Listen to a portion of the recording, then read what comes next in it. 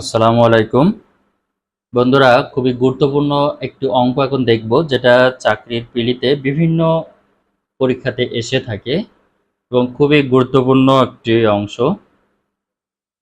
অঙ্কটা আগে আমরা একটু পড়ে দেখি যে দুটি সংখ্যার বর্গের সমষ্টি ৮০। দুটি সংখ্যা থাকবে, সেই সংখ্যার বর্গের সমষ্টি ৮০ এবং ওই সংখ্যা দুটির পার্থক্যের বর্গ, তার মানে দুটা যে পার্থক্য করব, পার্থক্যের বর্গ ১৬ হতে হবে। তাহলে সংখ্যাদ্বয়ের গুণফল কত? এখন এইখানে আমরা দুইটা ভাবে করতে পারি। এই অপশন দেখেই আমরা অঙ্ক করতে পারি, আরেকটা আমরা সিস্টেমেটিক্যালি করতে পারি। তো আগে আমরা সিস্টেমেটিক্যালি আমরা একটু অঙ্কটা করি। যে দুইটি সংখ্যা আমরা যদি ধরি, এ এবং বি, দুটি সংখ্যা আমরা ধরলাম। এখন এখন আমাদেরকে বের করতে হবে এ আর বির গুণফল ইজ ইকুয়াল টু কত। তো আমাদের শর্ত দেওয়া আছে যে এই দুটি সংখ্যার বর্গের সমষ্টি ৮০ এবং পার্থক্যের বর্গ ১৬।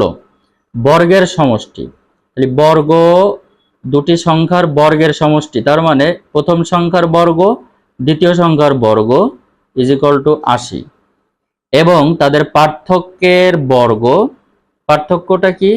এ মাইনাস বি, এই যে পার্থক্য, এই পার্থক্যের বর্গ ইজ ইকুয়াল টু কত? ১৬। তাহলে এখন গুণফল বের করব। আমরা এখন নর্মালি সূত্র জানি কি? a minus b whole square is equal to a square plus b square minus 2ab। এখন আমরা একটু খেয়াল করি, a minus b অর্থাৎ এইটার শর্ত আমাদের দেওয়া আছে ১৬, আর a square plus b square, এই যে a square plus b square is equal to ৮০। তাহলে এখান থেকে আমরা a b এর মানটা বের করতে পারবো কিনা? তার মানে ১৬ লিখলাম, a b ৮০ minus 2ab। এখন আমি যদি এই মাইনাসটা এই পাশে নিয়ে আসি, 2ab, তাহলে ৮০ মাইনাস ১৬, এটা বিয়োগ করলে ৪ ২ ৬৪। তাহলে ab 2ab is equal to ৬৪। এখন ab ইজ ইকুয়াল টু ৬৪ ভাগ ২, এই যে ২ এখানে চলে আসলো, তাহলে ৩২ দুগুণে ৬৪। এখন আমরা এই যে গুণফল আমাদের কত বের করতে বলা হয়েছে, তাহলে গুণফল ইজ ইকুয়াল টু গুণফল ইজ ইকুয়াল টু এই যে ৩২, এটা হচ্ছে আমাদের এই অঙ্কের উত্তর। এটা গেল এইভাবে। এখন এটা আরেকভাবে অঙ্কটি করা যায়, যে অপশন দেখে দেখে। যেমন এখানে আপনার ক দেওয়া আছে ১০। এখন এই ১০ ৫ দুগুণে ১০ আর ১০ একে ১০, অপশন হয় দুইটা, যেমন এই। এখন এইখানে এই দুইটার পার্থক্যের বর্গ ১৬ হয় কিনা আগে একটু দেখি।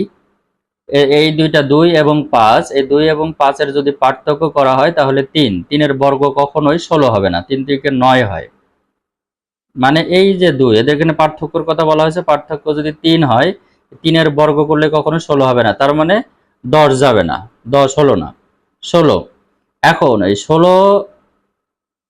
হয় ৪ ৪ ১৬, উৎপাদক যদি আমরা করি ৪ ৪ ১৬।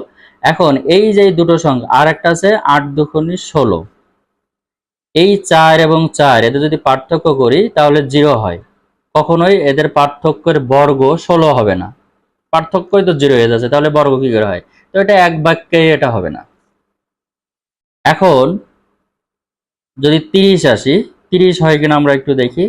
৩০ এর উৎপাদক ৫ এবং ৬, ৫ ৬ ৩০। আবার বলা যায় ১৫ দুগুণে ৩০, ৩ ১০ ৩০।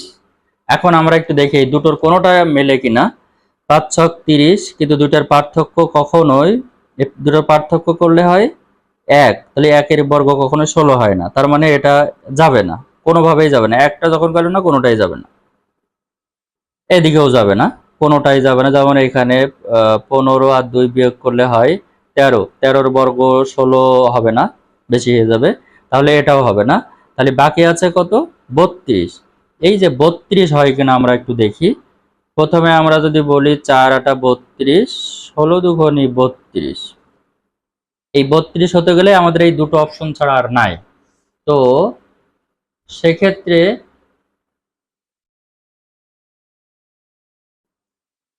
আমরা একটু দেখি কোনটা এই দুটার পার্থক্য ১৬ করা যায় কিনা। এটা এটা বিয়োগ করলে হয় 4, 4 বর্গ করলে 16। ওকে, এটা হচ্ছে। তো যেভাবে হোক এটাকে আমাদের উৎপাদক করলে যদি একটা মেলে তাহলে অবশ্যই সেটা হবে। এবং এই যে দুইটার বর্গের সমষ্টি, যদি 4 বর্গ করি 16, 8 বর্গ করলে 64, এই দুটো যোগ করলে আবার 80, তার মানে 32টা আমাদের সব শর্তকেই ফলো করে। তাহলে আমাদের উত্তর হচ্ছে 32। আর আমরা এভাবে তো উত্তর পেলামই। তো এটা এইভাবে করলে খুব সহজ হয়। তাহলে আমরা অঙ্কটি এভাবেই করব।